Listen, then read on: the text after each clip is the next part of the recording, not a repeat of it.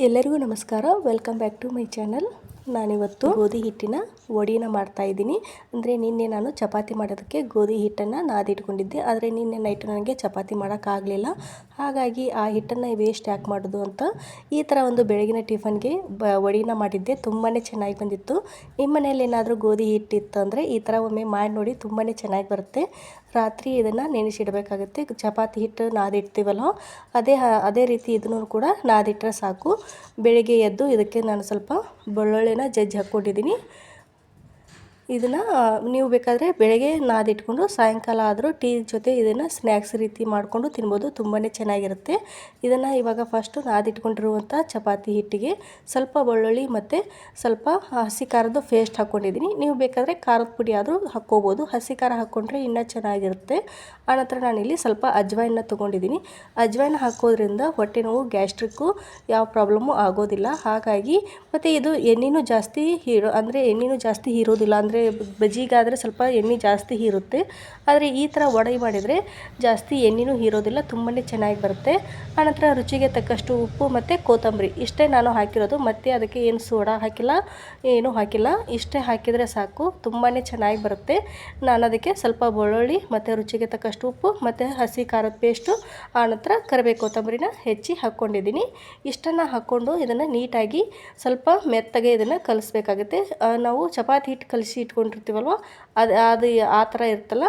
ಇವಾಗ ನಾವು ಅದನ್ನು ಹೋಳಿಗೆ ಹಿಟ್ಟಿನ ಹದಕ್ಕೆ ನಾವು ಸ್ವಲ್ಪ ಮೆತ್ತಗೆ ಕಲಿಸಿಟ್ಕೊಂಡ್ರೆ ಸಾಕು.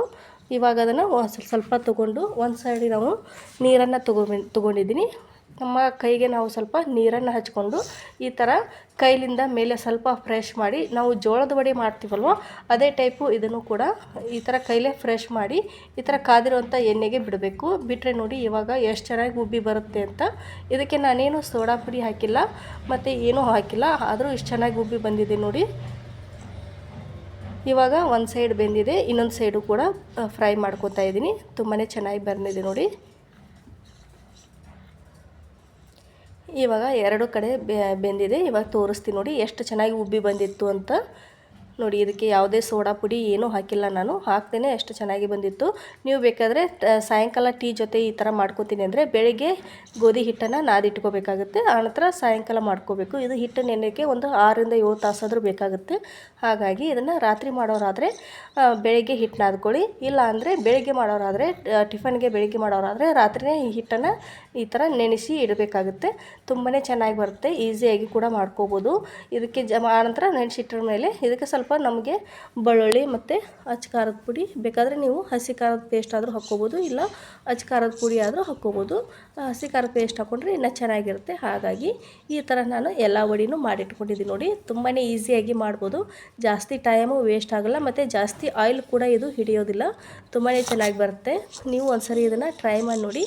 ಮತ್ತು ಈ ಥರ ಏನಾದರೂ ಉತ್ತರ ಕರ್ನಾಟಕದ ರೆಸಿಪಿಗಳು ನಿಮಗೆ ಬೇಕು ಅಂದರೆ ದಯವಿಟ್ಟು ನನಗೆ ಕಮೆಂಟ್ ಬಾಕ್ಸ್ನಲ್ಲಿ ಕಮೆಂಟ್ ಮಾಡಿ ತಿಳಿಸಿ.